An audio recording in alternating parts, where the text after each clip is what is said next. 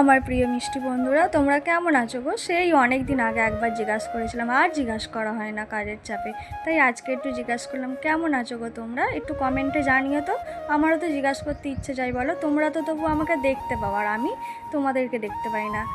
আর এই দেখেছো, গল্প করতে করতে কিন্তু তোমাদের সাথে আমার ভিডিওটা অনেকটা এগিয়ে গেল। চলো একটু শেয়ার করে ফেলি।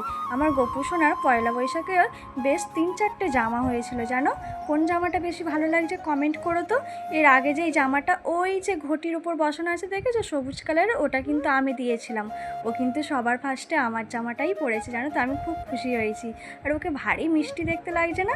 দেখেছো, এই জামাটা কিন্তু আমার ননদ দিয়েছে। মানে ওর এত আনন্দ আজকের দিনে যে ও কতগুলো জামা পেয়েছে আর পাল্টে পাল্টে পরছে। ওরও খুব মজা। দেখেছো, ও কিন্তু মুটুকটা এমনি পরবে না, তাই মুটুকটা মাথায় রাখছিল না। ও বলছিল আমাকে চুল দাও, চুলটা পরিয়ে দাও, তবে আমি মুটুক পরবো। ওই যে পরে নিয়েছে। আর কমেন্টে কিন্তু জানিও আমার সোনাকে কেমন লাগছে। এতটাই গরম পড়েছিল যে কি বলবো। পয়লা বৈশাখ থেকে যদি এতটা গরম পড়ে তাহলে ভাবো তো আরও কতদিন বাকি আছে, কত গরম পড়বে। এই গরম পড়েছিল বলে আনতে চলে গিয়েছিলাম একটু ঠান্ডা। এসে দেখি এরা সবাই খেতে বসে পড়েছে আমাদেরকে ফেলে। আমরা বলছি, হ্যাঁ রা, তোরা সবাই বসে পড়েছিস খেতে?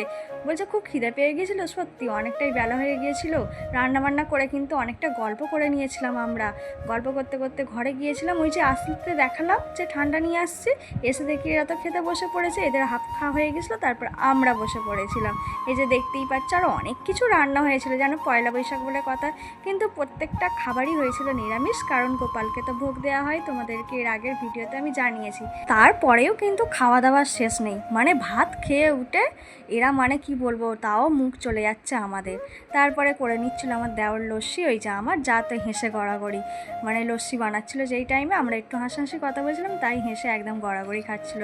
এই যে নিয়ে আসা হয়েছিল টক দই বরফ চিনি দিয়ে লেবু দিয়ে একদম লস্যি করে নেওয়া হয়েছিল। সবাই মিলে লস্যিটা খেয়ে নিচ্ছিলাম। এই যে তোমরা দেখতেই পাচ্ছ, আমার পাকা বুড়ি দেখেছো, খেতে খেতে কিন্তু গোঁফ হয়ে যাচ্ছিল।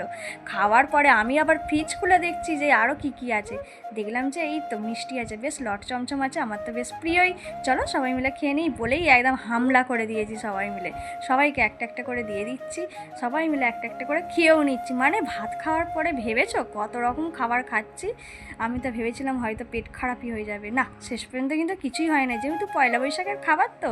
তারপরে এই দেখো, মিষ্টি খাওয়ার পরেই আমরা খেয়ে নিচ্ছিলাম তরমুজ, ঠান্ডা ঠান্ডা তরমুজ একদম ফ্রিজ থেকে আমার যাই এনেছিল এই যে দিদিবাড়িতে, সেটাই আমরা সবাই মিলে কেটে খেয়ে নিচ্ছিলাম। সব মিলিয়ে আজকের ভিডিওটা কেমন লাগলো তোমাদের আমার প্রিয় মিষ্টি বন্ধুরা, কমেন্টে কিন্তু জানিও। আমি কিন্তু তোমাদের কমেন্টের আশায় বসে থাকবো।